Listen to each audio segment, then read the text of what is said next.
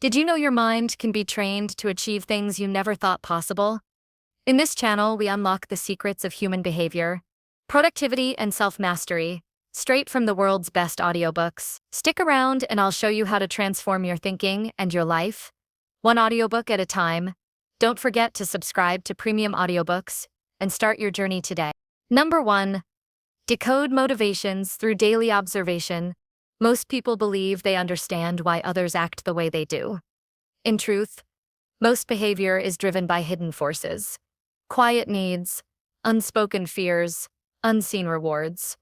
To master the psychology of human behavior, the first discipline is learning how to decode motivation through daily observation, not through guessing, not through assumptions, through calm, patient attention to what people repeatedly do when no one is watching, and when there is nothing to gain from pretending.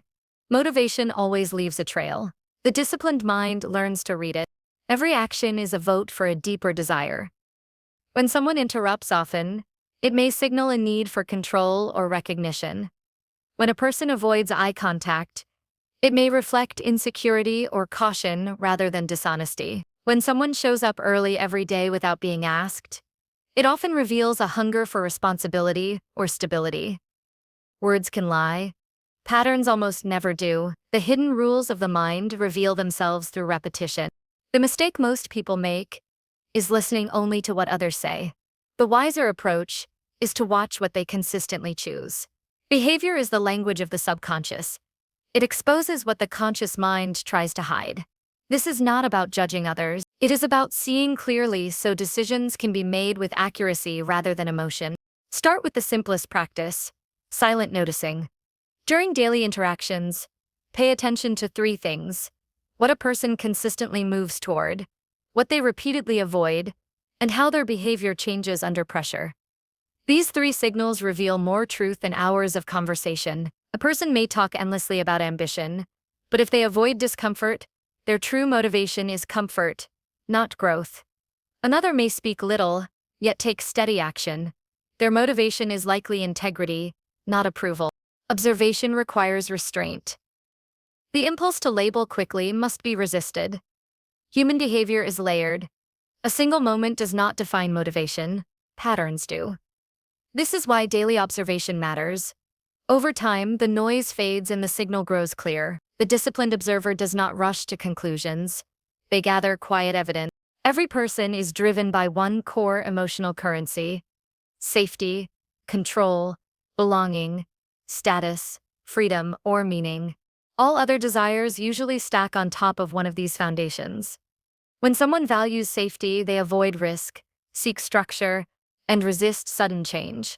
When someone craves control, they dominate conversations, resist delegation, and struggle with uncertainty. When someone seeks belonging, they adapt quickly to the group, fear rejection deeply, and sacrifice personal preference for approval. When someone desires status, they compete visibly, compare constantly, and measure worth externally. When someone longs for freedom, they resist routine, guard autonomy fiercely, and feel trapped easily. When someone is driven by meaning, they choose purpose over pleasure and long-term impact over immediate reward. These motivations are rarely spoken out loud because they live beneath awareness. People speak in reasons. They move in drives. The gap between reasons and drives is where miscommunication is born and where mastery begins. Daily life provides endless training: conversations at work, friction in traffic, silence at the dinner table, reactions to praise, responses to criticism. Each is a window. The observer does not invade these moments. They simply witness. They study without interfering. The quietest data is often the most accurate. One of the most powerful observation tools is emotional timing. Notice when strong emotions appear and what immediately triggered them: anger, jealousy, enthusiasm, embarrassment, pride. All flare in response to perceived threats or rewards to motivation. A person who reacts sharply to being corrected is often protecting status or control. A person who glows from small praise is often seeking belonging or validation. The emotion reveals the underlying value. Another vital signal is energy. People unconsciously invest energy only in what aligns with their deepest motivation. What drains energy exposes inner conflict. What fuels energy exposes true alignment. Observe where someone's attention goes when no obligation exists. The mind naturally drifts toward what feels rewarding at a psychological level. This drift is never random. The same discipline must be turned inward. The observer who only studies others becomes blind to their own hidden rules. Each personal reaction is also a clue. When irritation rises quickly, something important feels threatened. When anxiety appears, something valuable feels uncertain. When excitement emerges effortlessly, something meaningful has been touched. The mind leaves its fingerprints everywhere. Daily self-observation requires honesty without cruelty. Behavior must be seen without justification. The question is not whether a reaction is right or wrong. The question is what it reveals. When procrastination appears, it usually masks fear of failure, failure of identity, or loss of control. When perfectionism takes over, it often hides insecurity rather than excellence. When defensiveness rises, it almost always protects status or self-image. The observer does not shame the pattern. Shame clouds truth. The observer studies the pattern as a scientist studies nature. Calm attention breaks the cycle of unconscious behavior. Once motivation is seen clearly, it can be redirected. What remains unseen controls from the shadows. In relationships, decoding motivation prevents endless conflict. Arguments often repeat because the surface issue is not the real issue. One person argues for words of affection, while the other argues for independence. Beneath the argument lies a clash of core needs, belonging versus freedom. Both feel unheard because neither recognizes what truly drives the other.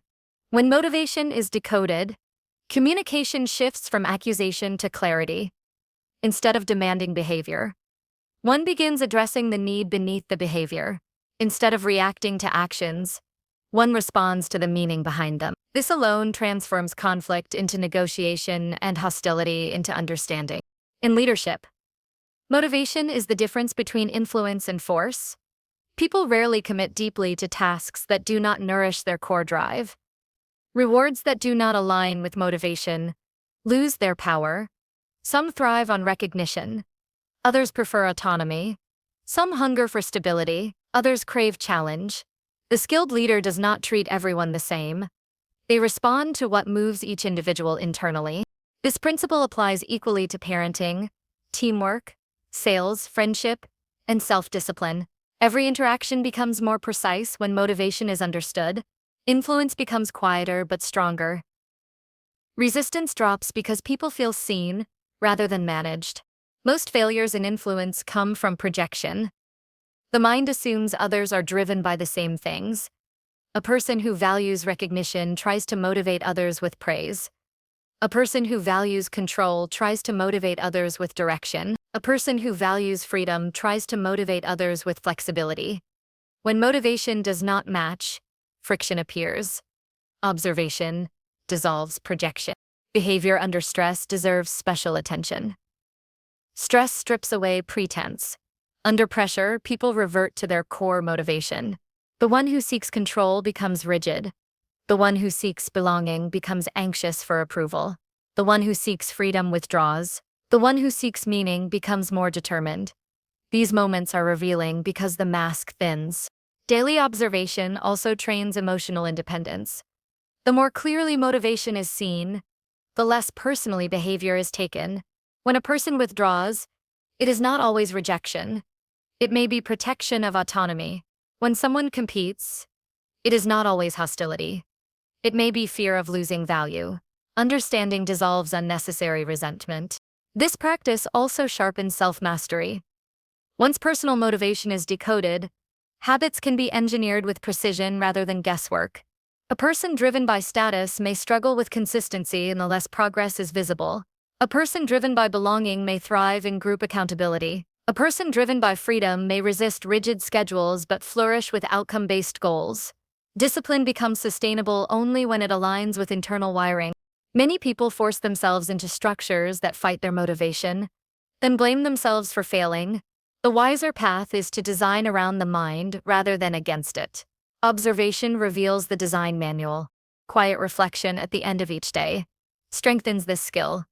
Revisit 3 interactions and ask what each person seemed to move toward, what they avoided, and what emotional signal appeared. With time, the patterns sharpen. The fog lifts. The invisible becomes visible. The deeper truth is that most suffering in life comes not from cruelty, but from misunderstanding of others and of self. People act out motives they barely understand. They defend identities they did not consciously choose. They chase rewards they cannot name. Observation brings light into this hidden landscape. This discipline also builds patience. The observer learns that behavior changes slowly, because motivation is slow to evolve. Expecting sudden transformation invites disappointment. Understanding the slow rhythm of the mind invites steadiness. Power grows quietly in the observer. Influence emerges without pushing. Confidence becomes grounded rather than performative. Emotional reactions soften because clarity replaces speculation. The mind no longer fills gaps with fear when facts are present. This practice is not about manipulation. It is about alignment. Manipulation seeks to bend behavior against inner drive. Alignment works with the hidden rules already in place. Resistance arises when force is applied. Momentum arises when motivation is honored. The ultimate mastery of this principle is turning observation into compassion without losing boundaries. Understanding why someone behaves a certain way does not require tolerating harmful behavior. Clarity allows firm limits without hatred. One can say no with calm strength when motives are understood. A life guided by observation becomes less reactive and more intentional. Each encounter becomes a lesson. Each frustration becomes data. Each success becomes a clue. The world transforms into a living classroom of the human mind. To decode motivation through daily observation is to step out of the fog of assumption and into the light of truth. It sharpens judgment without hardening the heart. It strengthens discipline without cruelty. It teaches when to act, when to wait, when to speak, and when silence is power. When this skill is practiced consistently, influence becomes ethical, relationships deepen, leadership strengthens, and self-discipline becomes natural rather than forced. The mind no longer feels like a mystery. It becomes a landscape that can be navigated with precision and calm. The hidden rules of the mind are not written in books first. They are written in glances, pauses, choices, reactions, and quiet retreats. The disciplined observer learns to read this silent language.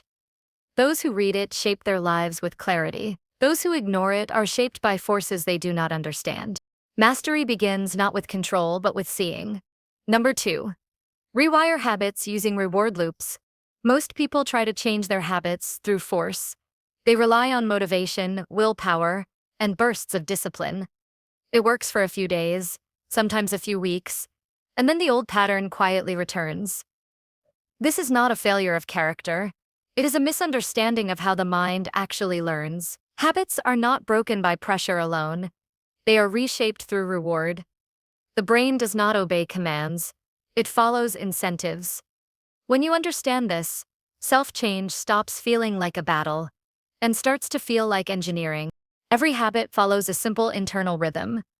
A signal appears, an action follows, and a feeling closes the loop. The feeling is the teacher. The brain remembers what brought relief, pleasure, or comfort, and stores it as useful. Over time, the loop becomes automatic. The signal no longer needs thought. The action no longer needs decision. The feeling arrives on cue, and the pattern hardens into identity. Most people focus only on the action. They try to remove the behavior while keeping the same emotional reward system beneath it. This is why change fails. The brain does not care about logic. It cares about payoff. If the payoff remains, the habit always finds a way back. To rewire behavior, the reward must be redesigned. This requires attention, patience, and emotional honesty. The first step is noticing what the habit truly gives you, not what you pretend it gives you. Every habit, even destructive ones, rewards something: comfort, escape, certainty, pleasure, relief, control. The surface behavior is rarely the true desire. Until the real reward is identified, progress remains fragile. Consider procrastination. On the surface, it looks like laziness. Underneath, the reward is usually emotional relief. The moment the task is avoided, the mind experiences a drop in tension. That feeling of relief trains the brain. The brain learns that avoidance feels safer than effort. Each repetition strengthens that lesson. Trying to attack procrastination with guilt only deepens the need for relief, making the loop stronger. The same pattern exists with anger, scrolling, overeating, overworking, people-pleasing, perfectionism, and countless other habits. The action differs. The reward is always emotional. To change the pattern, the reward must be met in a cleaner way. The old reward cannot be removed without offering a new one, or the brain resists. This is not weakness. It is neural economy. The mind conserves energy and clings to what feels useful.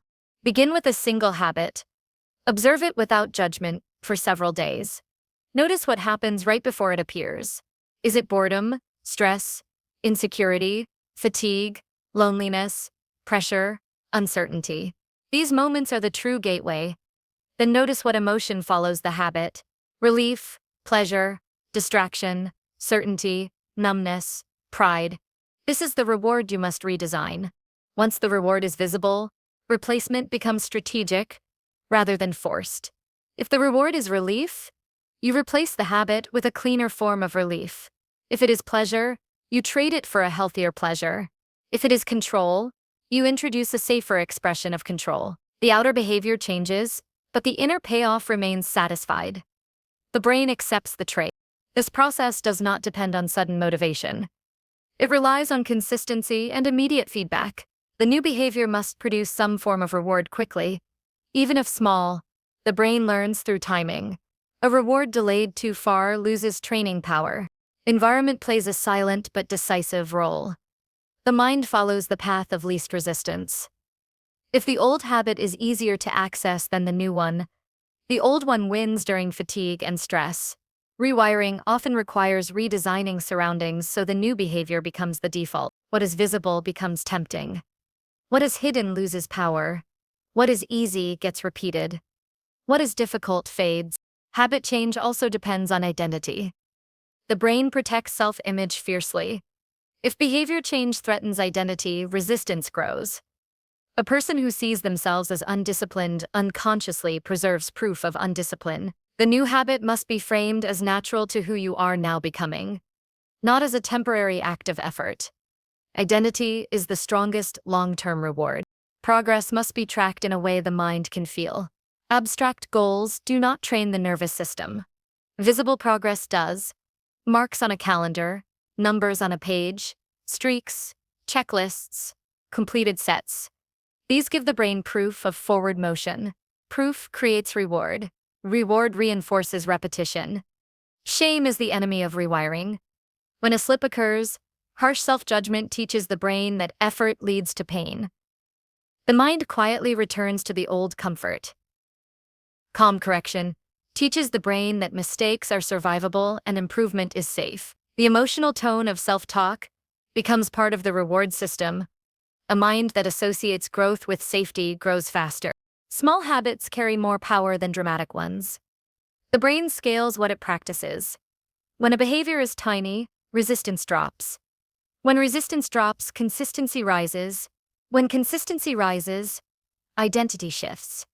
Once identity shifts, expansion becomes natural. Most people aim too big and burn out. The disciplined mind starts small and builds quietly. The loop also rewires faster when choice is removed. Decision fatigue weakens the prefrontal cortex, the area responsible for control. When actions are scheduled, prepared, or automated, the brain has fewer opportunities to negotiate. Fewer negotiations mean fewer failures. Structure becomes silent discipline. Stress distorts all habit work. Under stress, the brain abandons new pathways and defaults to the oldest ones. This is not regression. It is survival wiring. Rewiring therefore requires reducing unnecessary stress during early stages. Attempting major habit change during emotional chaos is like planting seeds in frozen soil. Social reinforcement multiplies reward. The brain is deeply responsive to belonging and mirroring. When others notice consistency, Even silently, the nervous system registers safety and approval. Private habits become public only when the individual is ready, but isolation slows learning. Shared effort accelerates it. The timing of reward matters as much as its nature. Immediate rewards train faster than distant ones. This is why unhealthy habits feel so powerful, they pay instantly. Healthy habits often pay later. To compete, small immediate rewards must be attached to the healthy behavior. The later reward sustains the habit, but the immediate one teaches it. Rewiring also involves removing false rewards. Some habits feel rewarding in the moment, but carry hidden costs that the brain does not immediately associate with the action. When those costs are brought into awareness with clarity rather than fear, the emotional math begins to change. The habit loses some of its shine. The reward weakens naturally. The mind learns best through repetition without drama. Emotional extremes exhaust the system. Quiet consistency reshapes it. Each repetition strengthens synaptic pathways. Each skipped repetition weakens them slightly. Over time, what was once effortful becomes automatic. This is the true miracle of habit design. It moves behavior from strain into identity. The body plays a role no less than the mind. Sleep, nutrition, movement, and breath directly influence reward chemistry. A fatigued nervous system seeks quick relief. A regulated nervous system tolerates delay and effort. Many habit struggles are actually biological imbalance in disguise. When energy stabilizes, discipline becomes lighter. The deeper purpose of habit rewiring is not productivity. It is self-trust. Each kept promise to oneself deposits credibility into the nervous system.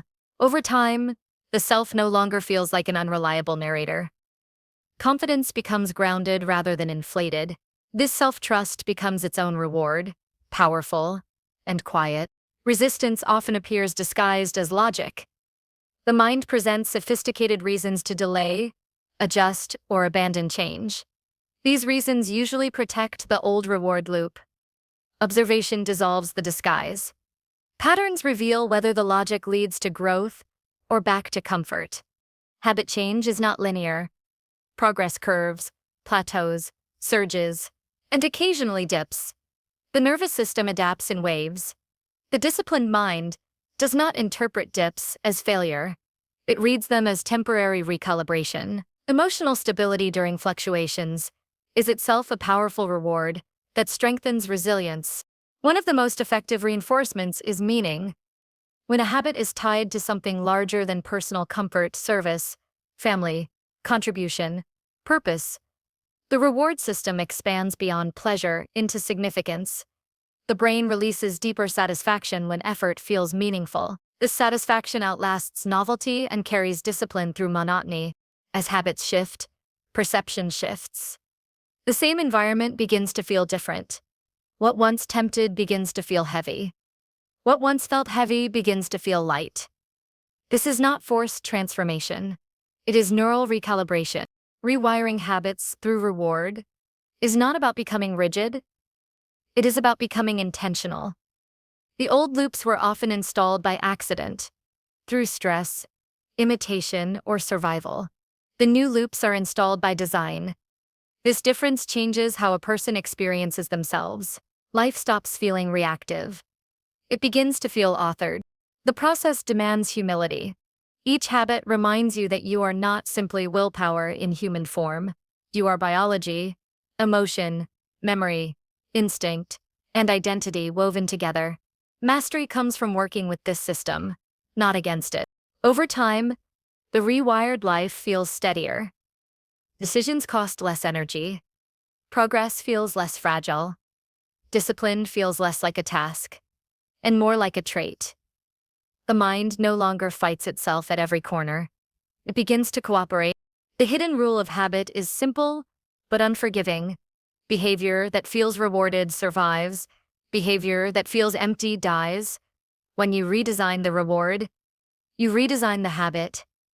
When you redesign enough habits, you redesign the person. This is not rapid transformation. It is gradual construction, brick by brick, loop by loop, day by day. The final structure looks effortless only because the labor happened quietly. Change deeply rooted in reward does not demand constant motivation. It runs on alignment. The mind stops being dragged and starts being guided. What once required strain begins to feel natural. The invisible engine beneath behavior is no longer working against you. When the reward loops are rewired, the struggle fades without drama. The old habits dissolve not through war but through irrelevance. They simply no longer serve the new inner economy. This is how lasting self-mastery is built. Not through force alone, but through intelligent alignment with the hidden rules that drive the human mind. Number 3. Influence decisions with framing tactics. Every choice we make is shaped by the lens through which we see it. People believe decisions are made in rational isolation, but the truth is far subtler. Context, perspective, and presentation profoundly influence the mind. The same option can feel urgent or trivial, rewarding or risky, attractive or repellent, depending on how it is framed. Understanding this principle gives a profound advantage, not to manipulate for selfish gain, but to guide interactions ethically, communicate persuasively, and shape environments where better decisions emerge naturally. Framing is the architecture of perception. It determines what is noticed, what is ignored, and what feels important. When a problem is presented as a loss, people behave differently than when it is presented as a potential gain. When a choice is described in terms of what can be gained rather than what can be avoided, the mind responds more openly.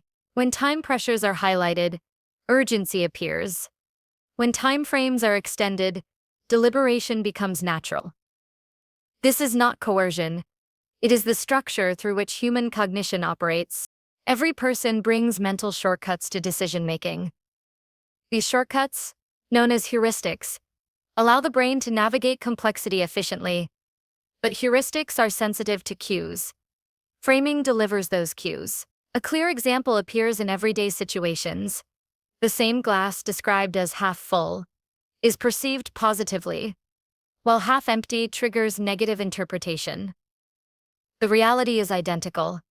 The difference exists entirely in perception. People rarely notice the underlying equivalence, yet their choices shift dramatically. Framing can influence decisions by defining reference points.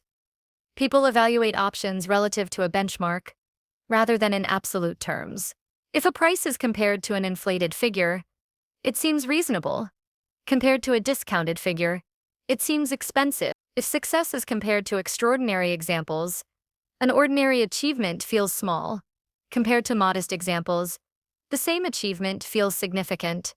Reference points are invisible rulers, silently guiding judgment.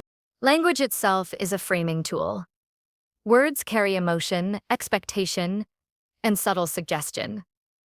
Describing a project as an opportunity for growth invites engagement. Calling it a challenge to overcome emphasizes effort and risk. Both statements describe the same reality, but the mind reacts differently. Nuance in word choice is not superficial. It structures mental evaluation. Timing amplifies framing. The moment a choice is presented shapes its weight. Early impressions linger, creating anchors that bias subsequent assessment. The order of options affects selection. People rarely evaluate all alternatives equally. Highlighting the most aligned option first subtly sets the standard, influencing perception of everything that follows. This is why effective communication often begins with the frame rather than the fact. Framing also operates through visual and structural cues. Layout, spacing, emphasis, and sequence communicate what matters. Lists with key items first draw attention. Graphs highlighting trends rather than raw numbers guide interpretation. Colors, contrast, and movement subtly cue importance. The environment itself becomes a canvas for influencing understanding without force or overt suggestion. Ethical framing respects autonomy. The goal is not coercion, but clarity. When information is organized, contextualized, and presented thoughtfully, the recipient can make better aligned decisions with less confusion and emotional distortion. Misaligned framing fosters stress, misunderstanding, and regret. Aligned framing facilitates insight, reduces friction, and cultivates cooperation. Understanding the role of loss aversion sharpens framing power. Humans feel losses more intensely than equivalent gains. A decision framed as avoiding a negative outcome triggers urgency, while framing it as potential gain inspires ambition. Both can be valid, but awareness allows framing to align with desired results. Without creating panic or resentment, decisions become smoother when the emotional reality of the audience is respected. Framing affects negotiation as well. Presenting concessions as valuable sacrifices rather than mere reductions increases perceived worth. Highlighting mutual benefits rather than personal victories strengthens collaboration. Framing shifts the focus from zero-sum thinking to shared outcomes. People respond more to perceived fairness, potential, and narrative than to abstract numbers or logic alone. Subtlety matters. Heavy-handed framing triggers resistance.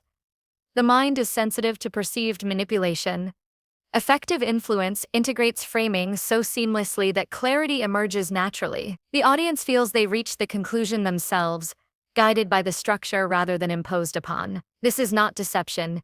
It is designing thought architecture with respect and insight. Framing can also simplify complexity. When choices are overwhelming, people often freeze.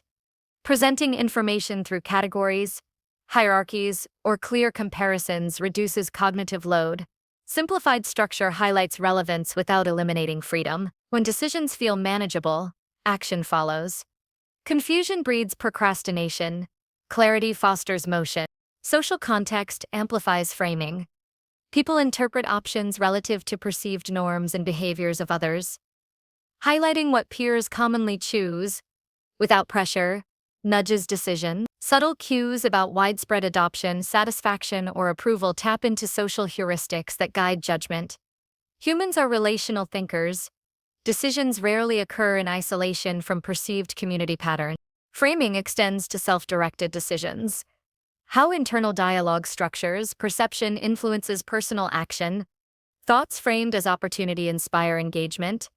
Thoughts framed as threat increase hesitation. Journaling, reflection, and mental rehearsal allow conscious control over the internal frame, reducing impulsivity and enhancing strategic response. Mastery begins internally before it spreads externally. Practical application requires disciplined attention. Begin by observing choices in daily life. Notice how presentation, timing, language, and context shift reactions. Identify situations where decisions feel effortless versus conflicted. Analyze why one framing feels natural and another resistant. The observer develops insight into invisible cognitive levers shaping perception. Once observed, framing can be applied deliberately rather than haphazardly. Experimentation is key. Small, low-risk trials reveal what frames resonate with different individuals, environments, and objectives. Record results. Adjust nuance. Over time, a repertoire of framing techniques emerges, flexible and adaptive. This iterative approach respects variability. No single frame works universally. Adaptation requires observation and humility. Framing is not static. Context evolves. A frame effective in one culture, setting, or mood may fail elsewhere. Awareness of temporal and situational sensitivity is essential. Mastery involves constant recalibration, not rigid application. The disciplined mind tests assumptions, updates perception, and aligns presentation with evolving reality. Resilience integrates with framing. People resist change when they perceive threat to autonomy, identity, or competence. Frames that acknowledge dignity, highlight agency, and honor choice reduce resistance. Influence is most effective when aligned with underlying values and needs. Understanding motivation enhances framing impact without coercion. Influence and empathy are inseparable. Decision fatigue highlights the need for structured framing. In moments of cognitive depletion, mental shortcuts dominate. A well-designed frame eases choice, reducing the effort required for evaluation. When complexity is high, framing functions as scaffolding, supporting better judgment rather than controlling it. The brain craves order. Framing supplies clarity. Framing also shapes long-term habits and identity. Decisions accumulate into behavior patterns, which become self-concept. If choices are consistently framed toward growth, responsibility, and constructive risk, the mind gradually internalizes the orientation. Framing is not temporary. It is foundational architecture for ongoing development. The subtlety of framing allows influence without confrontation. Rather than arguing or forcing, the environment, language, and presentation guide perception. Decisions feel autonomous even when structured. This approach strengthens trust and preserves dignity. People do not resent clarity, they resent coercion. Reflection is essential. After decisions are made, examine how frames affected perception. What choices felt aligned versus forced? Where did cognitive bias amplify impact?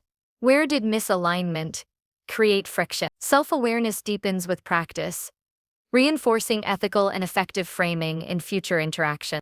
The ultimate power of framing lies in shaping understanding without removing freedom. Decisions are rarely made purely rationally. Emotion, context, and subconscious cues dominate. By structuring presentation with precision, one can guide thought toward clarity, consistency, and constructive outcomes. This requires observation, patience, ethical awareness, and adaptability. Framing is a quiet force, almost invisible, yet transformative. It turns chaos into clarity, hesitation into action, and confusion into insight. Those who understand it can shape environments, conversations, and internal thought processes with elegance. Those who ignore it remain subject to the unseen forces of presentation, context, and timing. The disciplined practitioner of framing observes without judgment, experiments without attachment, and communicates with purpose. Influence emerges naturally, rooted in clarity and understanding rather than coercion. Decision-making becomes smoother, conflicts decrease, and alignment strengthens. The mind begins to operate with intentionality, guided by insight rather than reaction. Every interaction is an opportunity to apply framing thoughtfully. From professional settings to personal relationships, internal dialogue to public communication, the same principle applies. Clarity, context, and careful structuring of perception transform choices. Decisions are no longer left to chance or misunderstanding. They become guided by invisible architecture designed to support better outcomes, both ethically and effectively. Framing is not a trick. It is mastery over context, awareness of perception, and thoughtful structuring of choice. It turns observation into action, understanding into influence, and subtlety into power. When applied consistently, it reshapes not only decisions but entire patterns of life, allowing the mind to operate with calm, precision, and intelligence. Number 4. Read microexpressions in real time. Every human face tells a story. Most of us only notice the surface, the words, the obvious smiles or frowns. Yet beneath the obvious lies a subtler, faster language, the microexpressions. These fleeting movements last a fraction of a second, too brief for most to consciously register, yet packed with truth. They reveal hidden emotions, unspoken intentions, and internal conflicts. Learning to read them in real time opens a doorway into understanding people at a level most never achieve. It is not about manipulation. It is about clarity, connection, and insight. Microexpressions are involuntary. They bypass conscious control and appear even when a person is trying to hide their feelings. Anger, fear, surprise, disgust, sadness, happiness, and contempt flash across the face in milliseconds, leaving subtle traces in the eyes, mouth, or brow. Detecting them requires attentiveness, but the payoff is immense. Every moment becomes a source of insight into what someone truly feels, not merely what they say. The eyes are a powerful window. Dilation, narrowing, blinking patterns, and subtle shifts in gaze reveal more than words ever could. A brief tightening of the eyelid may indicate skepticism or distrust. A fleeting widening can show surprise or fear. Even the direction of a glance can suggest internal conflict, consideration, or avoidance. The eyes are the mind's mirror, and learning to read them enhances perception of truth and nuance. Microexpressions also emerge in the mouth. The corners may twitch into a smile or downward into a frown for only a heartbeat. Lips may tighten when someone suppresses frustration or hesitation. A quick lift or tension along the cheek may reveal concealed amusement, irritation, or doubt. The mouth, like the eyes, communicates what words often obscure, a silent messenger of hidden emotion. Timing matters. Microexpressions appear before the conscious mind can filter them. Observing in real time requires the discipline to notice without distraction. Multitasking, internal judgment, or assumptions block perception. The skilled observer allows focus to rest on subtle shifts, moment to moment, without interpretation clouding observation. First comes perception. Analysis follows. Immediate insight is never rushed.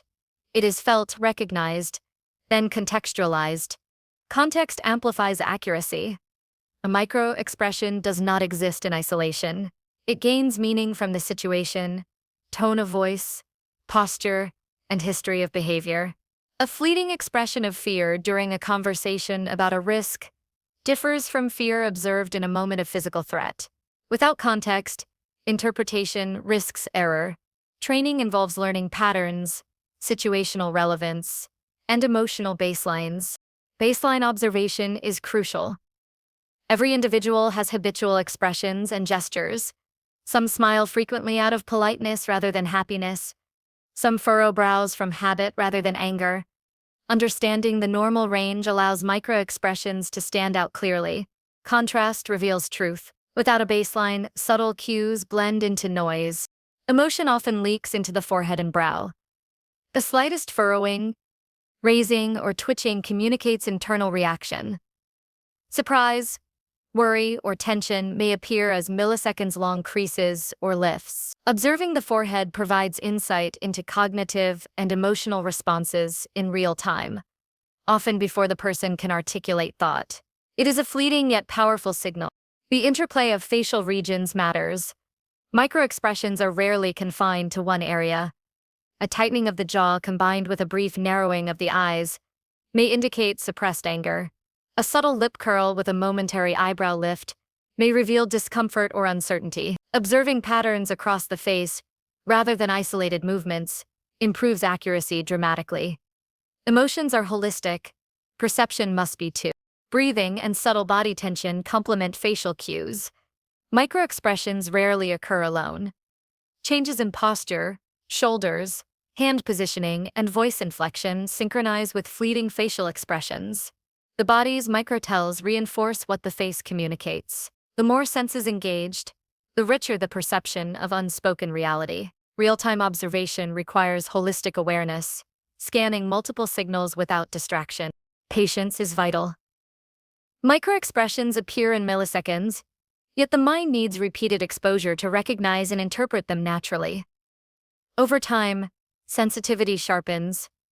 Initially, training may feel slow and effortful. Each observation is a data point, building a database of human emotional patterns. Consistent attention strengthens perception muscles, allowing the observer to notice subtleties without conscious strain. Self-control enhances observation. Reacting emotionally to detected microexpressions clouds judgment and perception. The observer must remain composed, detached from immediate interpretation or emotional entanglement. Emotional neutrality allows the brain to record subtle cues accurately, preserving clarity. Reacting too quickly risks misreading or losing the fleeting signal entirely. Microexpressions offer strategic insight in communication. They reveal receptivity, resistance, discomfort, or enthusiasm, allowing responses to align more effectively with the unspoken emotional landscape. A brief flash of confusion indicates a need for clarification. A fleeting smile may signal receptivity even when words suggest hesitation. Observing these cues improves empathy, guidance, and negotiation without verbal confrontation. Micro-expression awareness strengthens emotional intelligence. Recognizing concealed reactions cultivates understanding, patience, and compassion. It reduces assumptions and projection. Observers gain insight into the experiences and needs of others, fostering deeper, more authentic connection. Communication shifts from superficial exchange to nuanced engagement. Trust deepens when people feel truly seen. Training involves focused exercises, watching videos in slow motion, observing real interactions discreetly, and reflecting on differences between verbal expression and micro-expression. All strengthen skill. The brain learns to detect patterns, predict outcomes, and respond appropriately. Accuracy improves with deliberate practice, repetition, and feedback. Microexpressions are learned language. Fluency requires disciplined exposure. Observation alone is insufficient. Interpretation must consider cultural, situational, and individual differences. Some expressions carry unique meaning in different contexts. A cultural understanding of expression broadens comprehension and prevents misinterpretation. Mastery blends perceptual skill with contextual intelligence, producing insight without bias or assumption. Subtlety and attention allows real-time application. Most miss microexpressions because they are rapid and faint. The practiced mind does not strain. It watches with soft focus, ready to notice without fixation. Awareness without obsession captures signals while maintaining engagement with the broader interaction. The observer's presence becomes calm, perceptive, and responsive. Microexpression mastery enhances decision-making. Understanding unspoken reactions in negotiations, team interactions, leadership, and personal relationships provides actionable insight. Anticipating emotional response allows proactive, adaptive action rather than reactive guessing. Decisions are informed by what is felt, not merely what is said. This precision reduces conflict, miscommunication, and wasted effort. Microexpression detection also cultivates self-awareness. Mirroring others in attention highlights one's own habitual emotional displays. Recognizing personal microexpressions informs internal regulation, stress management, and emotional intelligence. Observers learn to notice not only what others conceal, but also what they habitually reveal about themselves, strengthening self-mastery. Ethical application is essential. Observing microexpressions is not an invitation to deception or coercion. It is a tool for clarity, empathy, and alignment. Recognizing emotional truth enhances mutual understanding, fosters trust, and improves collaboration. The skill becomes a conduit for integrity and effective communication rather than manipulation. Integration with other observational skills magnifies impact. Reading microexpressions alongside tone of voice, word choice, body posture, and habitual behavior produces a comprehensive understanding of unspoken reality. Each interaction becomes a rich tapestry of insight, guiding behavior, response, and influence. Awareness expands from isolated observation to holistic perception. Consistency in practice deepens proficiency. Daily life provides endless opportunity for microexpression observation, conversations, meetings, casual encounters, or even passing interactions. Attentive observation over time trains the subconscious to detect fleeting signals naturally, embedding skill into perception without conscious strain. Real-time recognition becomes instinctive. Microexpression awareness strengthens resilience. When others conceal frustration, doubt, or criticism, the observer perceives truth without assumption. Misunderstanding diminishes. Emotional reactivity decreases. Awareness allows measured responses, preserving composure while gaining insight. The mind becomes less reactive and more strategic. The ultimate mastery of microexpression reading is seamless perception. Signals are noticed instantly, interpreted accurately, and used to guide ethical, empathetic responses. Observation becomes intuitive, requiring less effort and yielding greater understanding. Relationships improve, communication deepens, and influence becomes grounded in genuine insight rather than guesswork. The human face is a living map of emotion. Reading it in real time requires patience, focus, ethical intent, and continual practice. Every flicker, tension, and movement carries meaning, illuminating what words cannot convey. Mastering this skill expands comprehension of others and oneself, turning ordinary interactions into opportunities for understanding, connection, and deliberate action. Through disciplined attention to microexpressions, the mind learns to navigate complexity with clarity. Emotions cease to surprise. Intentions become perceptible. Choices become more informed. Observers transform perception into insight, insight into understanding, and understanding into effective, compassionate engagement. This is the quiet power of seeing beyond the surface, of noticing what is fleeting yet profoundly revealing, and of turning awareness into real-time mastery of human behavior. Number 5. Trigger compliance via social proof. Humans are profoundly social creatures. Decisions are rarely made in isolation, because the mind constantly references the behavior of others as a guide. This instinct is not weakness, it is efficiency. Following patterns, observing norms, and aligning with groups reduces uncertainty, conserves energy, and increases the likelihood of successful outcomes. Social proof is the mechanism through which this instinct operates. When leveraged consciously, it allows one to guide behavior, encourage cooperation, and create alignment without force or confrontation. Social proof functions because people naturally assume that if others are acting a certain way, the action must be appropriate. This heuristic conserves mental energy. When faced with ambiguity or complexity, the brain looks outward. If the majority chooses a path, it signals safety, value, and wisdom. Even without analyzing evidence, compliance often follows simply because people trust collective patterns more than individual assertion. This is why trends spread, behaviors normalize, and ideas gain traction seemingly effortlessly. The principle is evident in daily life. Restaurants with lines attract more patrons because waiting signals quality. Online reviews influence purchases because collective approval suggests reliability. Even subtle cues, like seeing a coworker complete a task efficiently, influence others to mirror the behavior. The brain interprets observed conformity as guidance, translating observation into action automatically. Understanding this mechanism is the first step in consciously triggering compliance ethically and effectively. Timing and visibility are critical. Social proof is most potent when the behavior is observable, recent, and repeated. Isolated actions rarely carry the same weight. The mind requires patterns, consistency, and context to assign credibility. A single person performing a behavior might be dismissed as unique. Multiple people engaging similarly, particularly in the presence of others, conveys consensus. This is why demonstrations, public endorsements, and testimonials are so persuasive. They make patterns tangible and credible. Authority and similarity amplify the effect. People are influenced more by groups or individuals they perceive as relevant to themselves. When peers demonstrate a behavior, compliance feels natural because alignment resonates with identity. When authority figures act, compliance follows from respect and perceived expertise. Combining visibility, repetition, and relevance creates a compelling context for behavioral alignment without coercion. Transparency enhances trust. Social proof is most effective when it reflects authentic, observable behavior rather than manufactured signals.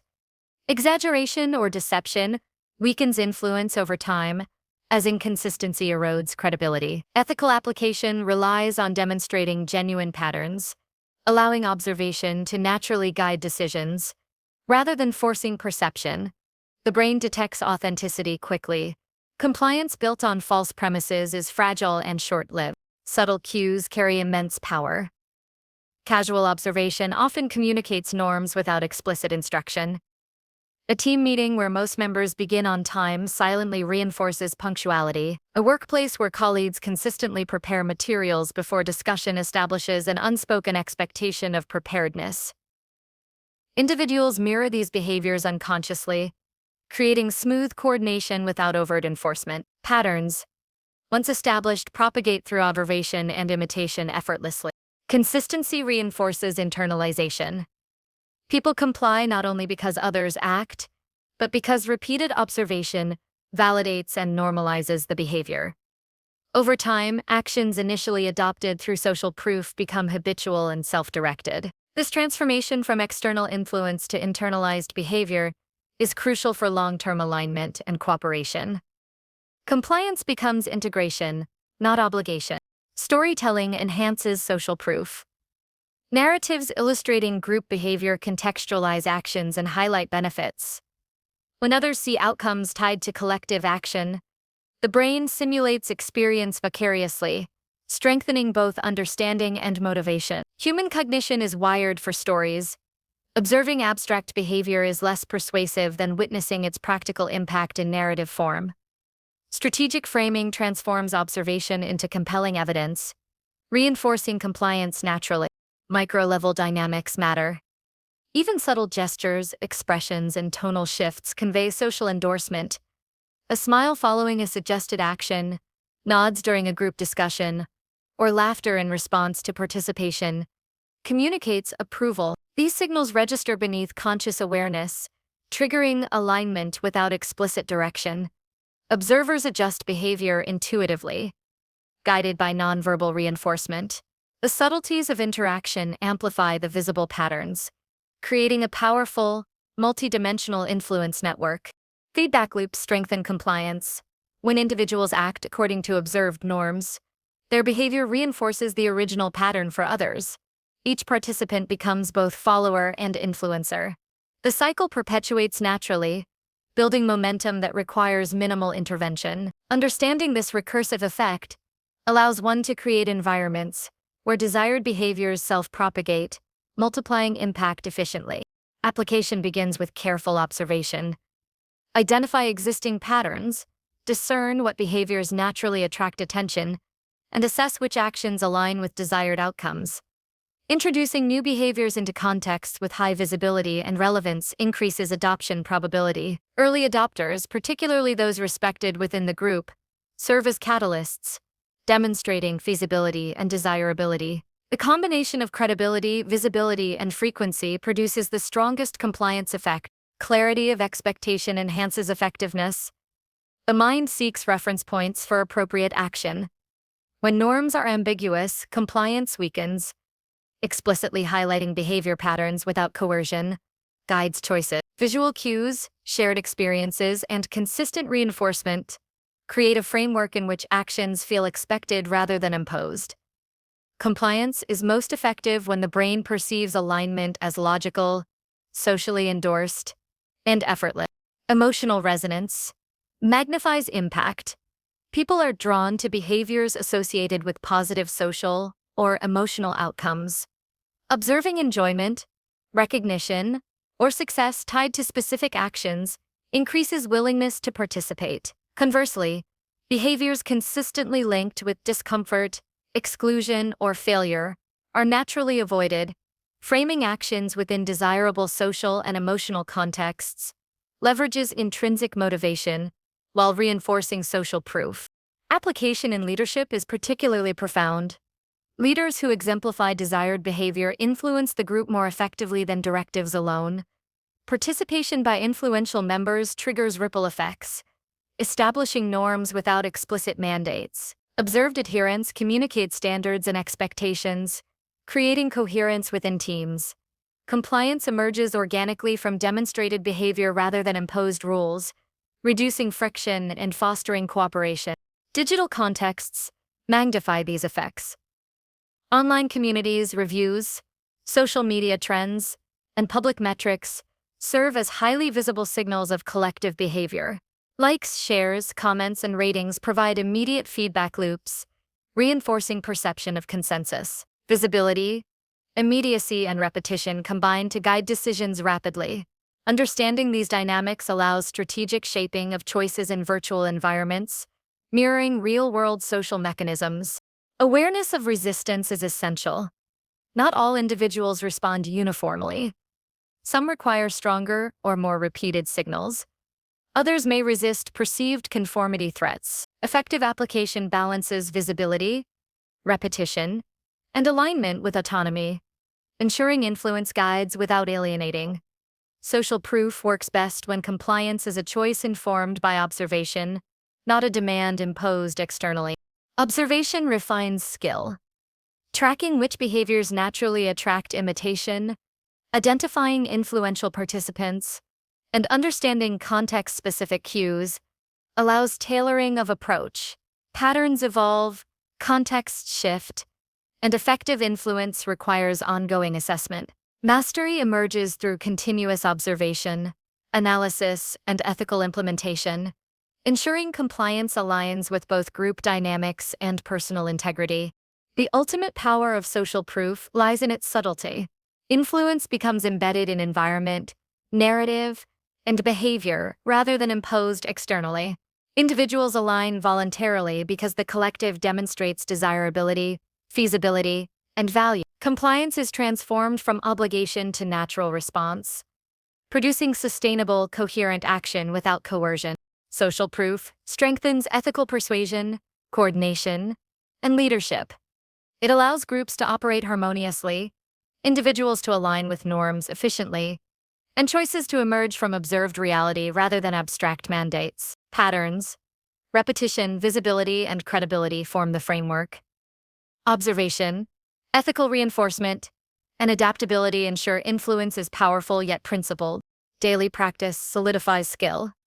Observing patterns, noting outcomes, reflecting on responses, and adjusting strategies creates an intuitive understanding of social influence dynamics. Over time, environments can be intentionally designed where compliance aligns with collective benefit, personal autonomy, and desired outcomes. The brain integrates observation, social cues, and behavior, producing seamless coordination. The hidden power of social proof is quiet, but transformative. Compliance emerges naturally when the environment, behaviors, and cues communicate consistent patterns.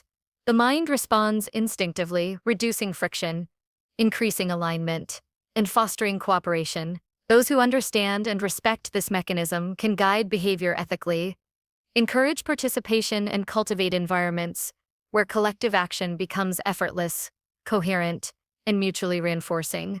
Number 6. Control emotions with cognitive labeling. Emotions are the silent currents that shape every decision, reaction, and interaction. Most people believe they are at the mercy of feelings, letting anger flare, anxiety surge, or frustration dominate, often without pause or reflection.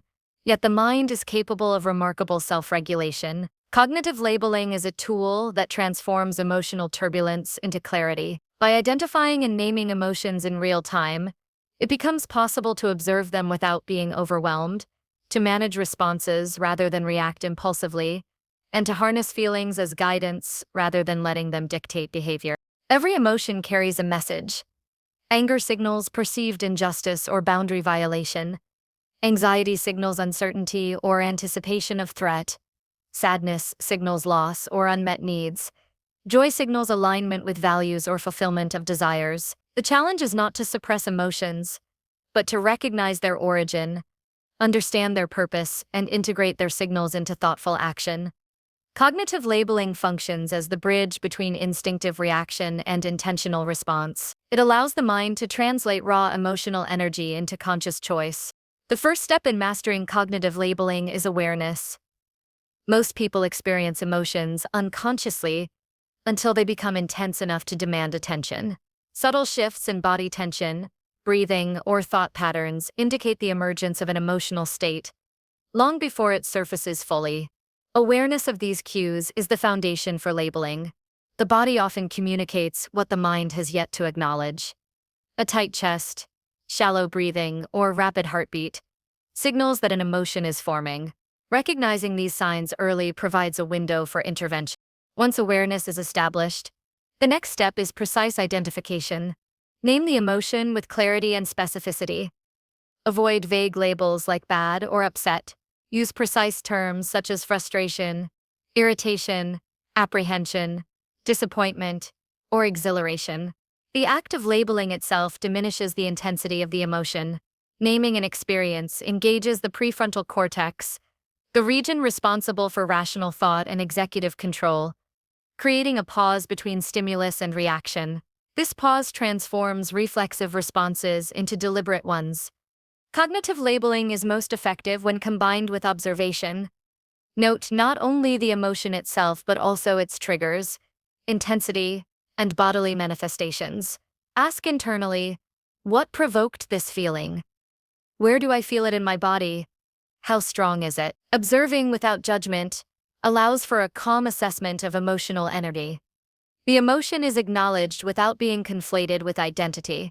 Experiencing anger does not make a person angry in essence.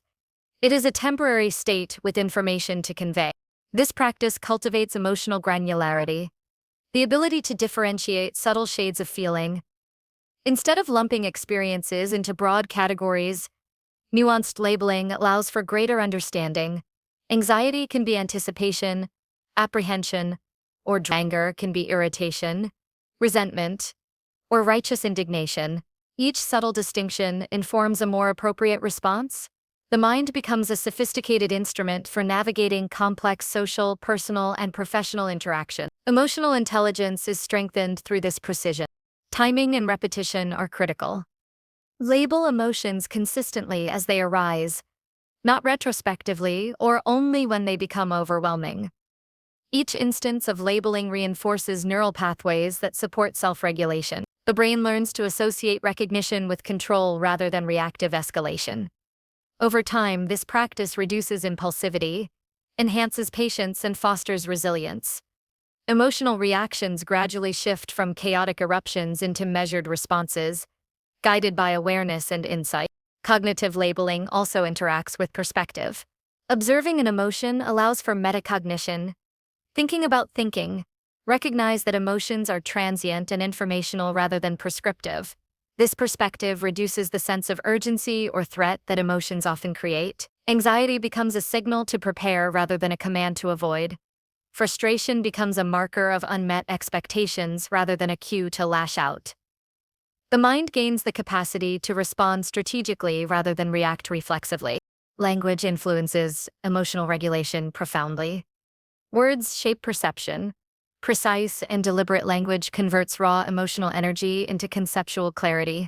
Saying, "I am frustrated because my expectations were unmet," structures the mind differently than "I am mad." The first statement contextualizes, identifies causality, and creates a framework for action.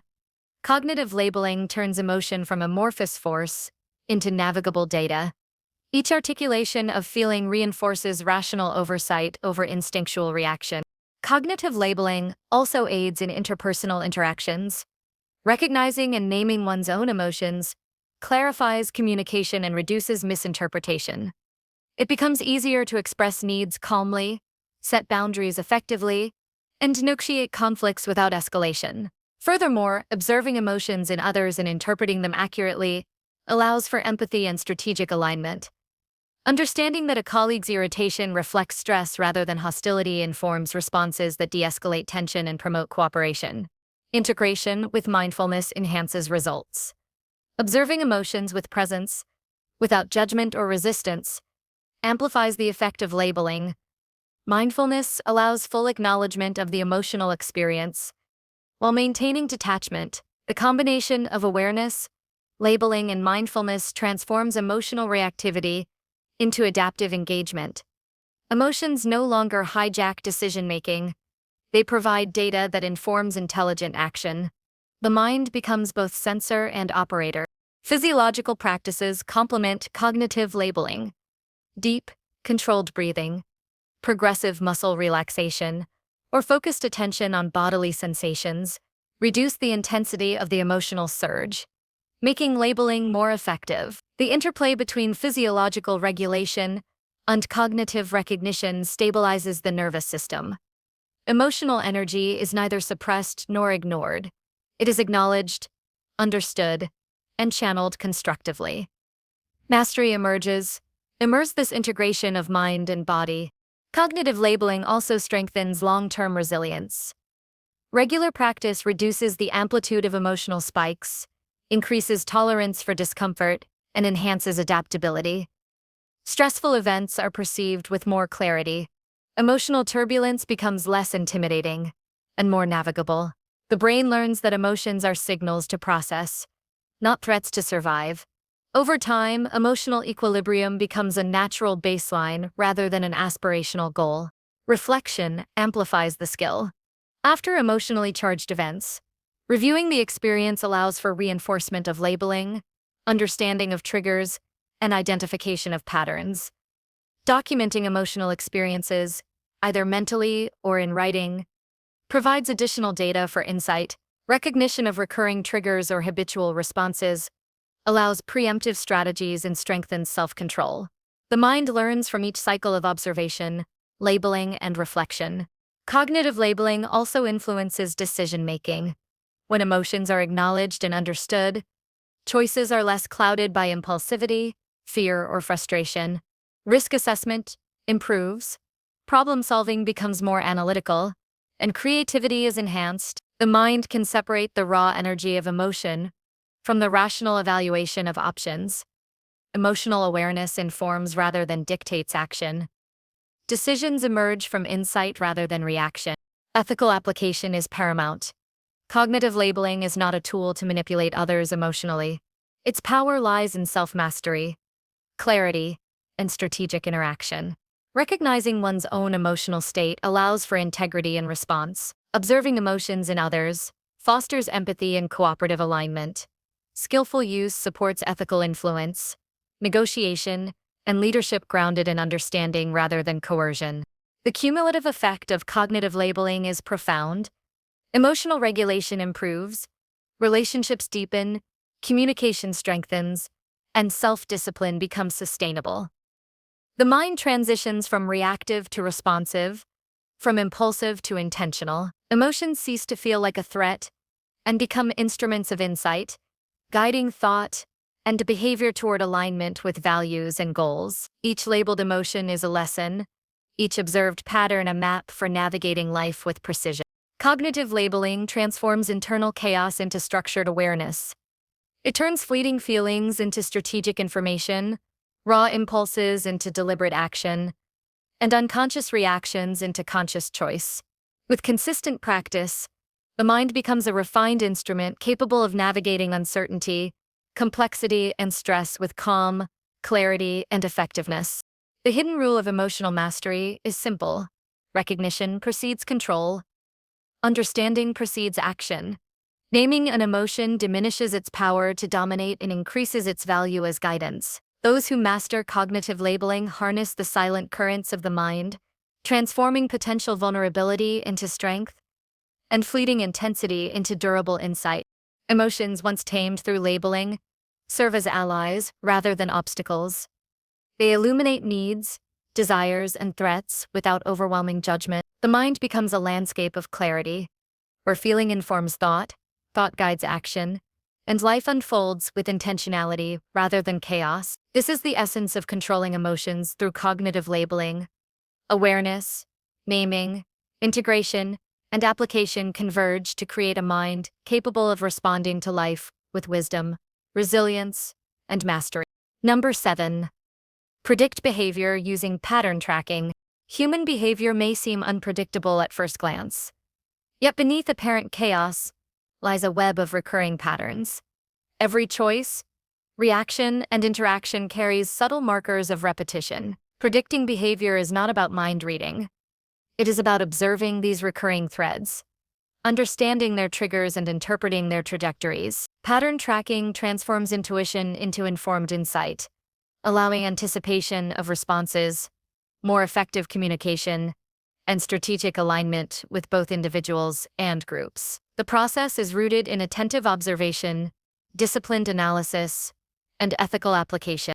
Patterns emerge because humans are creatures of habit. Even the most spontaneous actions often follow internal routines or preferences. Daily schedules, decision-making tendencies, emotional responses, and social behaviors form sequences that can be observed and documented. These sequences, once noticed, provide clues about likely future behavior.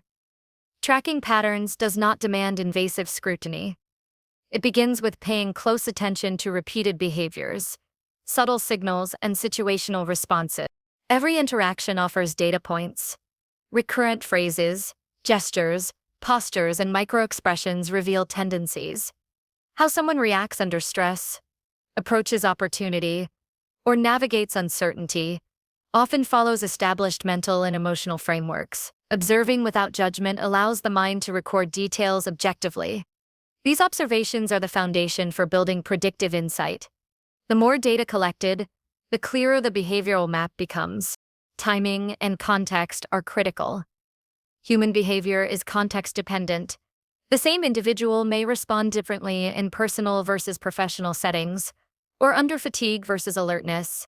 Effective pattern tracking considers situational variables alongside observable trends. Recognizing context allows predictions to be nuanced rather than rigid.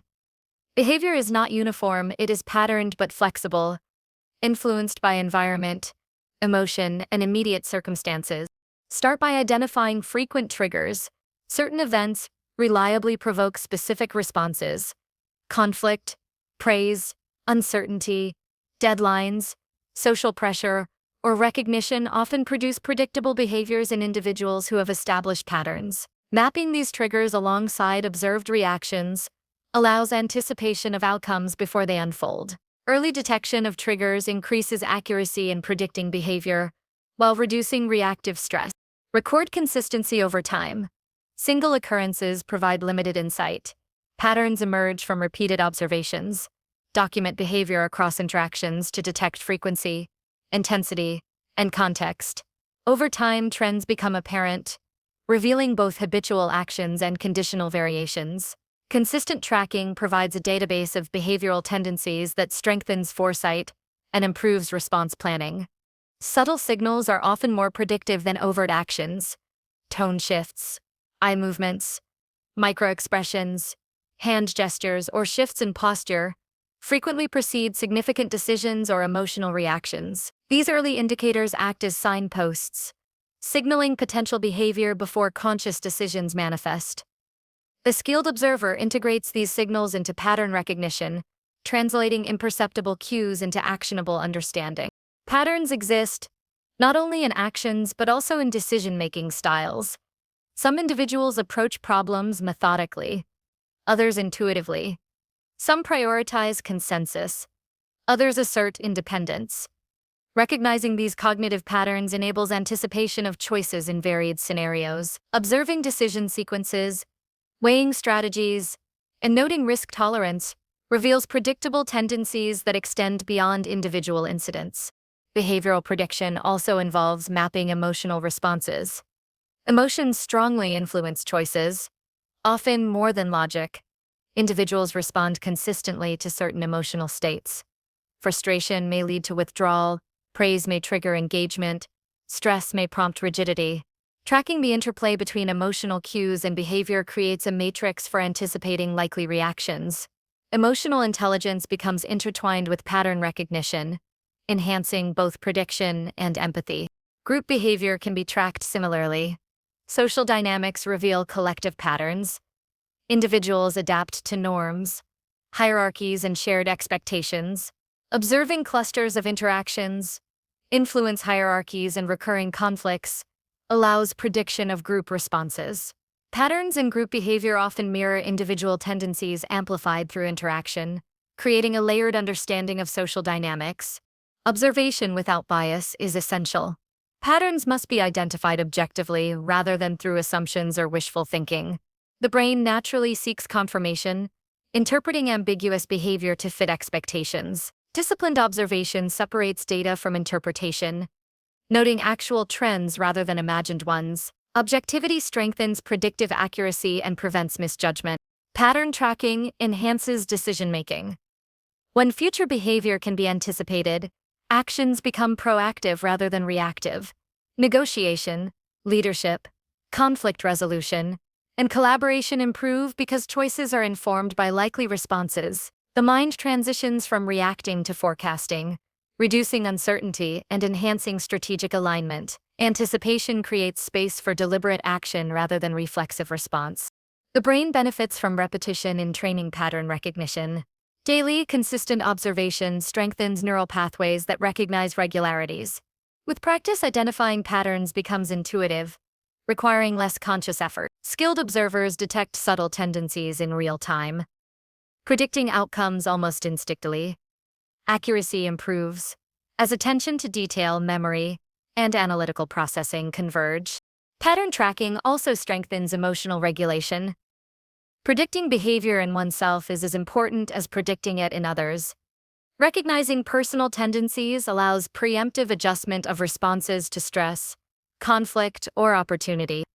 Awareness of habitual reactions creates space for intentional behavior rather than automatic reflexes. Self-pattern tracking supports growth, discipline, and resilience. Integration with feedback enhances predictive power. Observing how behavior unfolds in response to anticipated triggers allows validation and refinement of predictions. Not all patterns remain constant. Adaptation and evolution are natural. Feedback loops ensure that predictions remain accurate, relevant, and flexible. Learning from each observation reinforces both skill and understanding. Ethical considerations are central. Pattern tracking is not about manipulation or coercion. Its purpose is understanding, alignment, and strategic clarity. Predictions guide ethical decision-making, foster cooperation, and reduce miscommunication. Awareness of behavioral patterns allows influence rooted in insight rather than force, creating mutually beneficial outcomes. The mind can also detect deviations from patterns, signaling shifts in emotion, intention, or circumstance. Unexpected behavior often carries meaning, adaptation, concealment, or transformation. Recognizing when someone departs from established patterns provides early warning, revealing when assumptions may no longer hold. Pattern tracking is dynamic. It involves constant observation, interpretation, and adjustment. Micro-level details accumulate into macro-level understanding. Small gestures, repeated phrases, timing of responses, and subtle emotional cues integrate into a comprehensive behavioral map. Each observation, seemingly minor alone, contributes to a larger predictive framework. Over time, the observer develops a robust model of behavior, capable of guiding interactions with precision. Pattern tracking also facilitates problem solving. Understanding tendencies allows preemptive planning, reduces conflict, and enhances coordination.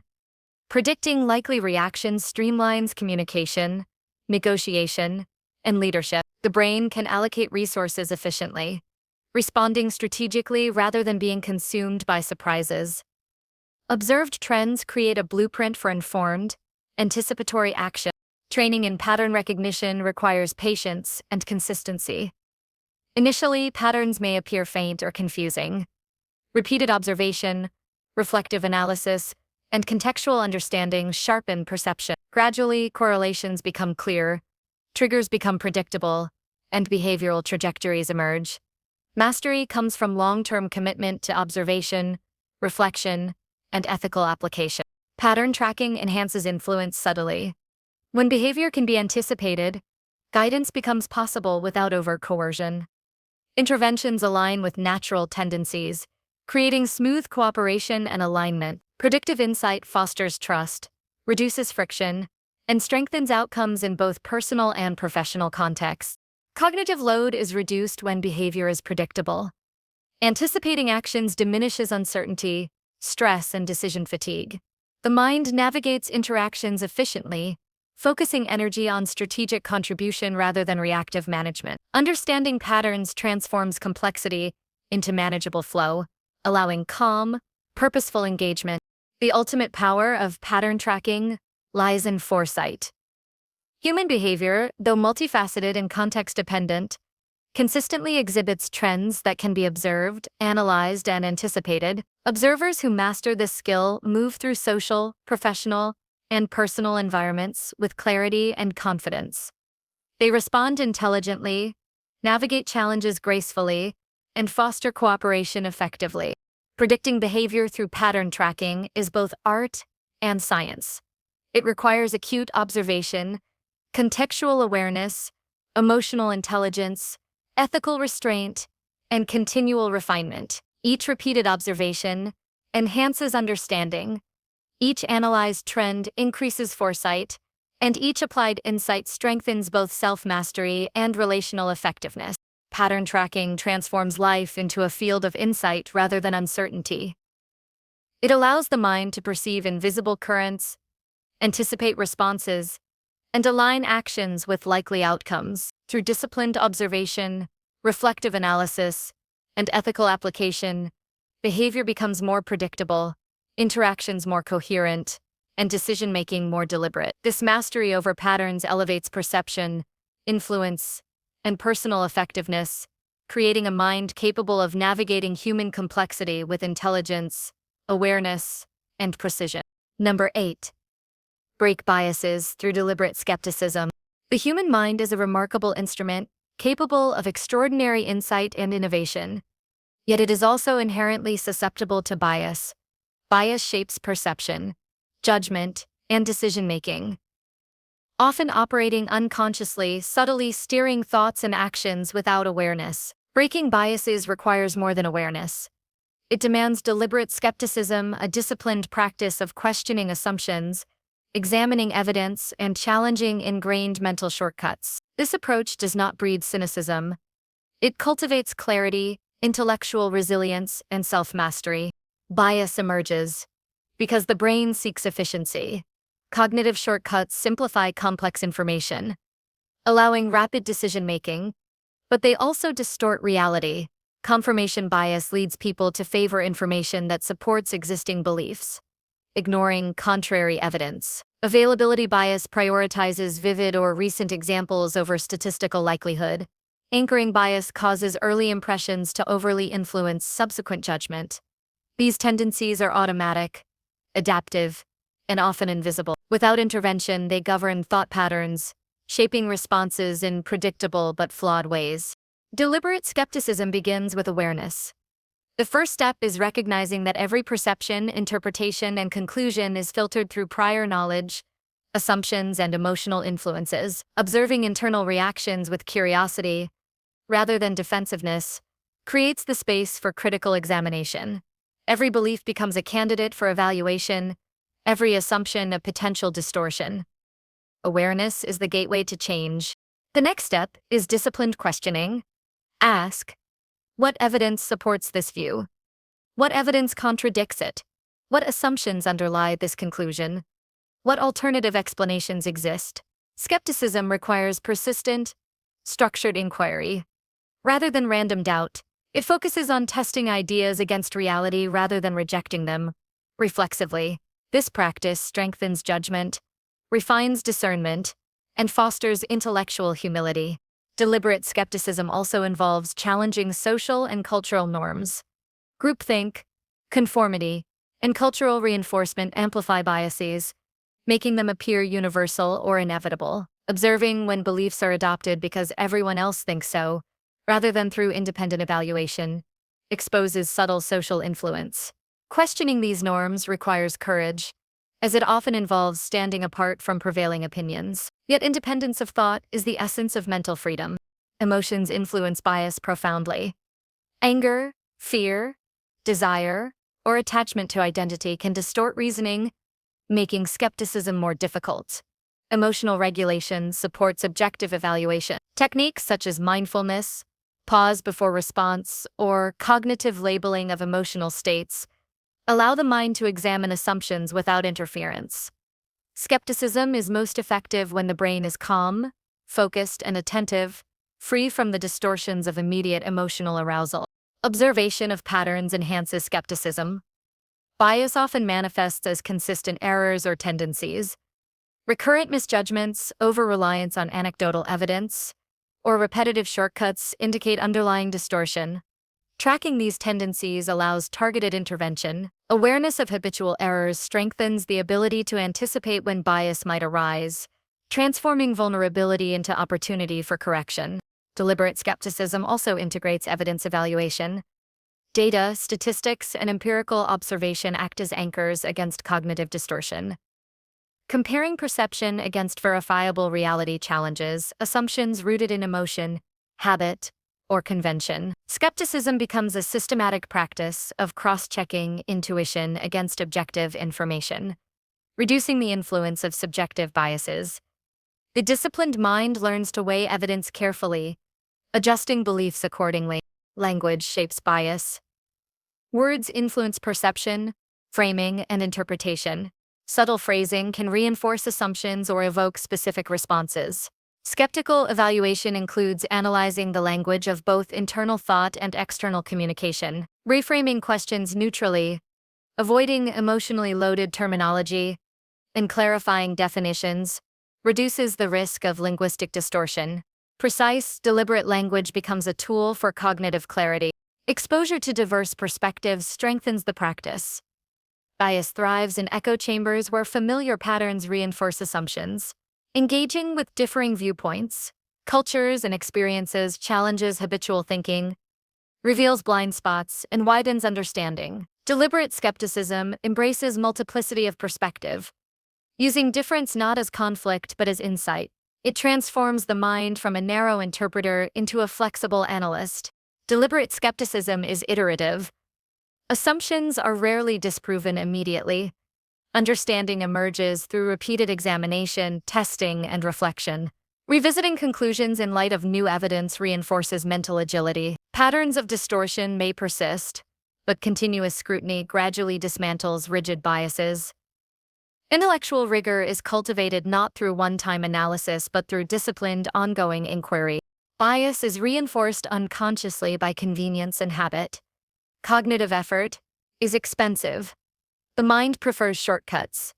Deliberate skepticism introduces intentional effort, requiring focus, reflection, and evaluation. Initially, this may feel exhausting or uncomfortable, as habitual thinking is challenged. Yet persistence transforms mental processes, gradually embedding skepticism as an automatic step in judgment, rather than a conscious struggle. Critical thinking complements skepticism, evaluating sources, questioning causality, and assessing logic deepen understanding. Skepticism without analysis risks nihilism. Critical thinking structures inquiry, ensuring evaluation is constructive rather than destructive. Each belief is tested, each assumption examined, and each conclusion measured against logic and evidence. Mental clarity emerges from this disciplined interplay. Self-awareness enhances the process. Recognizing personal predispositions, emotional triggers, and habitual thought patterns allows for more accurate identification of bias. Self-reflection, journaling, or dialogue with trusted peers exposes blind spots that might otherwise remain hidden. The mind develops metacognition, the ability to think about thinking, which strengthens both skepticism and judgment. Skepticism is most powerful when applied in real time. Everyday decisions, interactions, and judgments provide continual opportunity for practice. Pausing before responding, evaluating underlying assumptions, and testing evidence prevents immediate reactions from being distorted by bias. Small, consistent acts of inquiry accumulate into robust cognitive discipline, transforming everyday thinking into a rigorous, reflective practice. Deliberate skepticism also fosters humility. Recognizing the limits of personal knowledge reduces overconfidence and promotes openness to correction. The mind becomes less defensive, more receptive, and more resilient. Humility is not weakness. It is strategic clarity. Accepting the possibility of error strengthens decision-making and deepens understanding. Bias often intersects with social influence. Recognizing the sway of authority, popularity, or consensus allows for more accurate evaluation. Skeptical thinking questions whether beliefs are internally justified or externally imposed. Awareness of social pressure reduces automatic compliance and promotes independent judgment. Observing social dynamics enhances both insight and autonomy. Practical application includes structured reflection. After decisions, evaluate what assumptions guided choices, whether bias influenced judgment, and what alternative interpretations were overlooked. This retrospective analysis reinforces learning, strengthens mental frameworks, and sharpens future skepticism. Each reflection cycle converts experience into structured wisdom. Deliberate skepticism empowers ethical decision-making.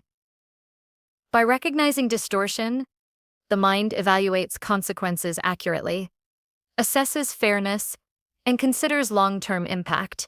Decisions are less reactive, more informed, and aligned with reality. The practice transforms impulse-driven judgment into strategic, principled action, creating integrity in thought and behavior. The process cultivates resilience against deception. Advertising, persuasion, rumor, and misinformation all exploit bias. Skepticism functions as mental armor, allowing the mind to detect manipulation, question unsupported claims, and respond with reasoned judgment. Awareness reduces susceptibility to emotional or cognitive exploitation, enhancing personal autonomy and confidence. Ultimately, deliberate skepticism is a practice of liberation. It frees the mind from automatic patterns, unquestioned assumptions, and habitual distortions. By continuously questioning, observing, and evaluating, judgment becomes clearer, decisions more accurate, perception more aligned with reality. Bias no longer dictates thought. Disciplined inquiry shapes understanding. The power of skepticism is not in rejecting belief, but in refining it. It transforms instinct to insight, assumption into evidence, and perception into reasoned understanding. The mind, once constrained by unseen biases, becomes capable of navigating complexity, ambiguity, and uncertainty with clarity, precision, and confidence. Breaking biases through deliberate skepticism is an ongoing journey. Each assumption questioned, each habit examined, and each conclusion tested strengthens cognitive resilience. The mind evolves from passive recipient of mental distortions into active architect of perception. Skepticism, when applied consistently, transforms human thought from reactive and limited into deliberate, reflective, and profoundly insightful. Number 9. Build trust using mirrored language. Human connection is built on subtle resonance, a rhythm that goes far beyond the words themselves. Trust, the foundation of any meaningful relationship, is often established not through formal promises or explicit declarations, but through alignment of thought, speech, and behavior. Mirrored language is one of the most powerful tools to create this alignment. It is a method of reflecting the way someone communicates, whether through word choice, tone, rhythm, or structure, creating an unconscious sense of familiarity and understanding. The result is a bridge of rapport, making interactions smoother, more authentic, and deeply trustworthy. The essence of mirrored language lies in subtlety. It is not imitation, which can feel artificial or patronizing. It is the conscious observation and gentle reflection of another person's linguistic style. People naturally respond positively to those who sound, rhythmically and stylistically, like themselves because the mind interprets similarity as comfort, reliability, and safety. This is rooted in evolutionary psychology. Humans have historically relied on alignment and cooperation to survive. Mirroring reassures the subconscious that you are attuned and aligned with the other person's intentions and perspective. Observation is the first step. Every individual has a unique way of communicating. Some speak slowly, carefully weighing each word. Others are rapid, energetic, and expressive.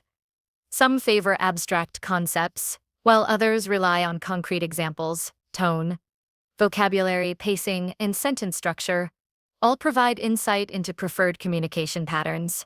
By carefully noting these elements, one gains the raw material needed to establish linguistic resonance, without forcing it or drawing attention to the technique itself. Pacing is crucial. Mirrored language works best when aligned with natural flow rather than forced replication. Subtlety ensures authenticity.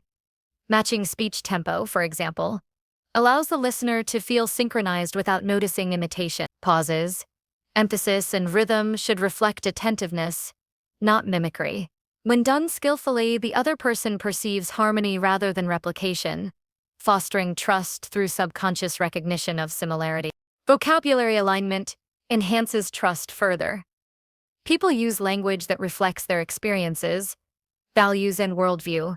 Mirroring these choices, such as echoing descriptive words, technical terms, or emotive language, signals understanding. For instance, if someone frames ideas visually, phrases like, "I see what you mean," resonate more than abstract commentary. Linguistic alignment demonstrates attentiveness and comprehension, reducing the friction of miscommunication and enhancing perceived empathy. Tone and emotional expression matter profoundly. Mirroring the emotional cadence, whether gentle, assertive, enthusiastic, or contemplative, creates a subtle yet powerful bond. It signals emotional attunement, showing that you are not only hearing words, but perceiving underlying feelings. Emotional mirroring increases comfort, openness, and willingness to engage authentically. It transforms conversation from transactional to relational, deepening the psychological connection. Mirrored language extends to structural patterns in communication. People have habitual ways of organizing thoughts, chronological, cause and effect, problem solution, or narrative style. Reflecting these structures subtly in responses aligns cognitive processes, creating intuitive comprehension. The listener perceives that the conversation flows naturally, reducing cognitive friction and reinforcing trust. Alignment at both linguistic and cognitive levels produces deeper resonance than words alone. Active listening amplifies the effect. Mirrored language is ineffective without genuine engagement. paying full attention, observing subtle cues, and responding meaningfully ensures that mirroring supports understanding rather than manipulation. The practice is not about strategy alone. It is about authentic connection. By focusing on what the other person truly communicates, both verbally and non-verbally, responses become attuned, creating seamless rapport grounded in perception and mirroring also supports conflict resolution. In tense situations, language alignment reduces defensiveness. By echoing phrasing and tone, one communicates attentiveness and validation, allowing others to feel heard. This does not require agreement with viewpoints, only recognition of the speaker's perspective. Mirrored language functions as a psychological lubricant, smoothing tension and fostering cooperative engagement. The mind responds to perceived understanding with calmness and receptivity. Timing is essential. Mirroring should be responsive rather than anticipatory. Immediate reflection of language reinforces resonance, while overextension or delay diminishes authenticity. Subtle reinforcement of keywords, phrases, or emotional tones during dialogue fosters comfort and rapport. The practice is a continuous, fluid adjustment rather than a rigid formula, integrating observation, reflection, and adaptation in real time. Nonverbal cues reinforce mirrored language. Gestures, posture, and facial expressions complement verbal alignment. A slight tilt of the head, synchronized nod, or similar hand movement signals attentiveness and connection. The combination of verbal and nonverbal mirroring amplifies trust, creating coherence between words and behavior. The brain perceives congruence as reliability, which strengthens emotional engagement and psychological safety. Mirrored language fosters inclusion and belonging. When someone hears their style, phrases, or terminology reflected, it signals recognition and understanding. The mind interprets this as shared perspective, reducing psychological distance. This technique is effective in diverse contexts, from leadership and negotiation to education and personal relationships, because it addresses a fundamental human need to feel seen, understood, and validated. Consistency in practice enhances credibility. Sporadic mirroring can appear manipulative or inconsistent, eroding trust. Subtle and continuous alignment over time communicates reliability and attentiveness. Individuals learn to anticipate coherent interaction, which deepens relational bonds. Trust is cumulative, and repeated reinforcement of aligned language strengthens perception of competence, empathy, and connection. Ethical application is paramount. Mirrored language is a tool for connection, not manipulation. Using it to foster understanding, collaboration, or mutual benefit maintains integrity. When employed to deceive, coerce, or exploit, the technique backfires, breaking trust and credibility. Ethical practice ensures that linguistic alignment supports authenticity, respect, and genuine engagement, rather than personal advantage at the expense of others. Mirrored language improves teaching and leadership. People follow those they feel understand them. When communication is aligned, instructions, guidance, and feedback resonate more effectively. Understanding is immediate, comprehension deepens, and cooperation increases. Alignment reduces ambiguity, facilitates clarity, and strengthens influence without reliance on authority alone. Leadership through resonance produces engagement rather than compliance, cultivating respect and loyalty. Feedback loops enhance mastery.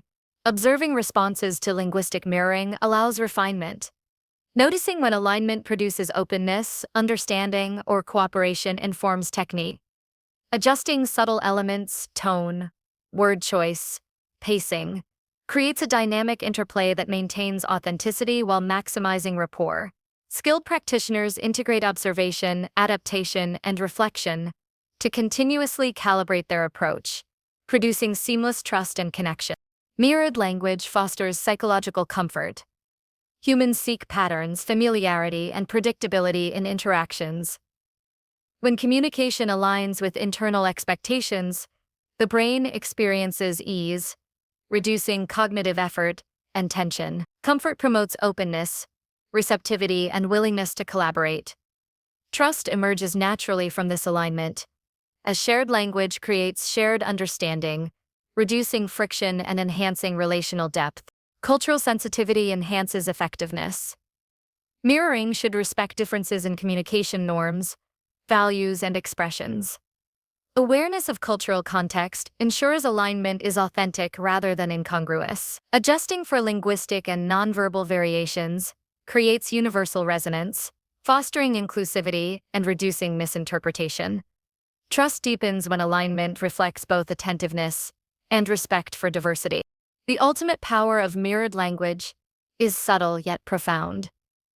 It transforms ordinary interaction into a space of shared understanding. Individuals feel recognized, validated, and connected. Rapport emerges organically, influence becomes ethical and effective, and trust solidifies without explicit assertion. The mind responds instinctively to perceived alignment, creating relational cohesion that underpins collaboration, communication, and mutual respect. Daily application develops skill.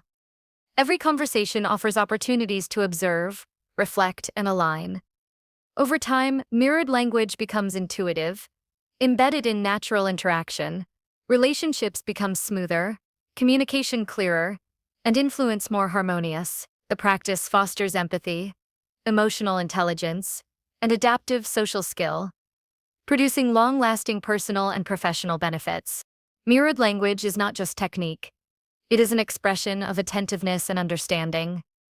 It bridges differences, harmonizes perspectives, and cultivates mutual respect. When applied consistently, ethically, and with awareness, it builds trust that is robust, resilient, and deeply felt. It transforms communication from transactional exchange into relational resonance, creating an environment where individuals feel genuinely seen, heard, and valued. Number 10. Shape identity with self-talk. The mind is a continuous dialogue, a stream of thoughts that shapes perception, action, and identity. Every thought we entertain reinforces patterns, solidifies beliefs, and subtly molds the way we see ourselves. Self-talk is not incidental. It is foundational. The language we use internally influences our confidence, resilience, and behavior more than any external factor. By intentionally shifting self-talk, it is possible to reshape identity, transforming the person we believe ourselves to be into the person we aspire to become. Self-talk is powerful because it serves as the lens through which experience is filtered. Every interpretation of events, successes, or setbacks passes through internal dialogue. When self-talk is negative or critical, it amplifies limitations, reinforces fear, and entrenches doubts. When self-talk is constructive, deliberate, and aligned with goals, it acts as an engine of growth, motivation, and discipline. Shaping identity begins with recognizing that the voice within is not neutral. It carries the power to define reality as much as external circumstances do. The first step in shaping identity is awareness. Observing internal dialogue reveals recurring narratives that influence behavior. Phrases like, "I can't," "I'm not good enough," or "that's impossible," reveal constraints that have been unconsciously adopted. Likewise, noting patterns of encouragement, self-justification, or optimism illuminates strengths and resilience. Awareness does not mean suppressing thoughts, but observing them without judgment, recognizing which internal narratives serve growth and which hinder progress. Once awareness is established, deliberate adjustment of language is the next step. This does not mean ignoring reality, but reframing experience in a way that empowers rather than diminishes. Replace limiting phrases with constructive alternatives. For example, transforming "I always fail" into "I am learning and improving with each attempt" shifts the focus from fixed incapacity to adaptive growth. Subtle changes in wording restructure neural pathways over time, gradually altering the habitual interpretation of experience. Precision in language matters. Specific, actionable, and present-focused self-talk is more effective than vague or abstract affirmations. Saying "I am capable of completing this project by breaking it into steps" carries more cognitive weight than "I am capable." Concrete language engages the mind's problem-solving faculties, providing direction while reinforcing identity. The brain begins to associate self-perception with achievable behaviors rather than distant ideals, creating alignment between identity and action. Emotion amplifies the effect of self-talk. Words connected to emotional resonance embed more deeply into the subconscious. Statements like, "I am resilient in challenges," or "I approach tasks with calm focus," evoke physiological and psychological states that align behavior with intention. Emotional engagement strengthens the mind-body connection, making the self-concept tangible rather than abstract. Self-talk becomes not only descriptive but performative, influencing both thought and action. Consistency transforms self-talk into identity. Occasional positive statements produce fleeting effects, but repeated, disciplined reinforcement gradually rewires perception. Each deliberate thought reinforces neural connections associated with competence, resilience, and self-efficacy. Over time, identity shifts from an externally shaped narrative to one internally authored and reinforced. The mind begins to act in accordance with the story it tells itself, creating continuity between belief and behavior. Self-talk also interacts with habitual thinking. By identifying automatic, often negative, internal statements, it is possible to intercept them and redirect toward constructive language. This is akin to training a mental muscle. Initial effort is required to notice and replace patterns, but repetition builds automaticity. Eventually, positive self-talk becomes the default, guiding decision-making, emotion regulation, and action without conscious strain. Narrative framing enhances identity formation. The mind constructs meaning through stories. By shaping the internal narrative around desired qualities, discipline, courage, creativity, or resilience, self-talk aligns personal identity with aspirational traits. Statements like, "I respond to challenges with clarity," or "I seek opportunities to grow every day," position the individual as active, capable, and engaged. Language is not merely descriptive. It becomes the scaffolding for a new self-concept. Observing context strengthens effectiveness. Self-talk should address situations where identity is challenged. For instance, facing public speaking anxiety requires statements like, "I communicate confidently and engage my audience," rather than generic affirmations. Contextualized language directly counters situational stressors, linking identity with behavior in practical terms. The mind associates capability not with abstract ideals but with real-world application. Self-talk influences decision-making.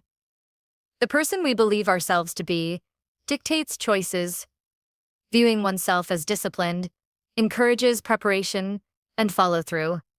Seeing oneself as resilient encourages risk-taking and persistence. By consciously adjusting self-talk, the mind begins to align daily decisions with the desired identity, creating a feedback loop. Beliefs shape action, action reinforces belief, and over time, identity solidifies.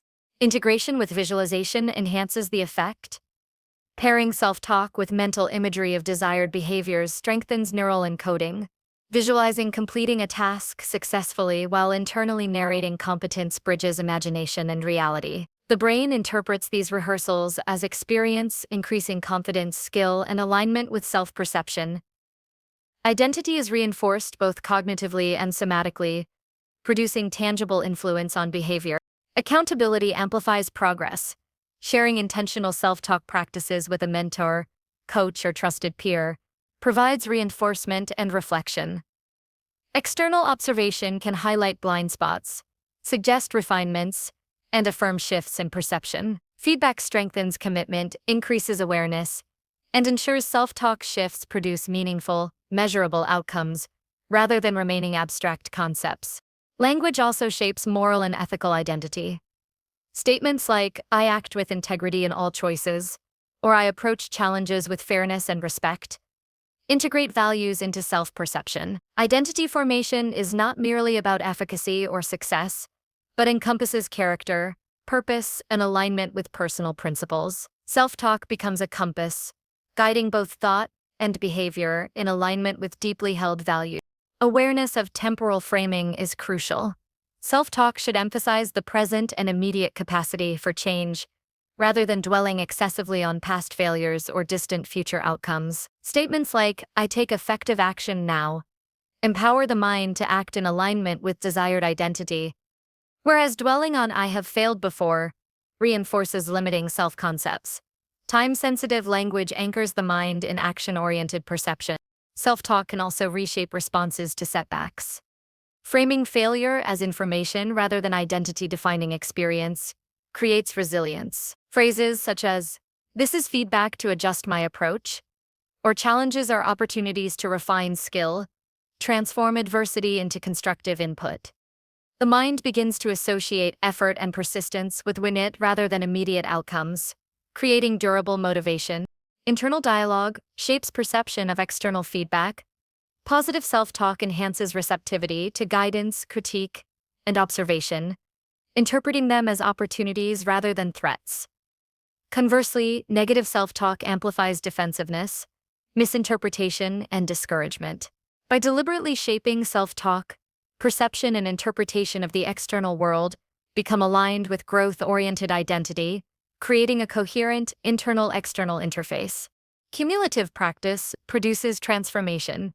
Daily, intentional reinforcement, contextual adaptation, and reflective refinement gradually reconstruct self-concept.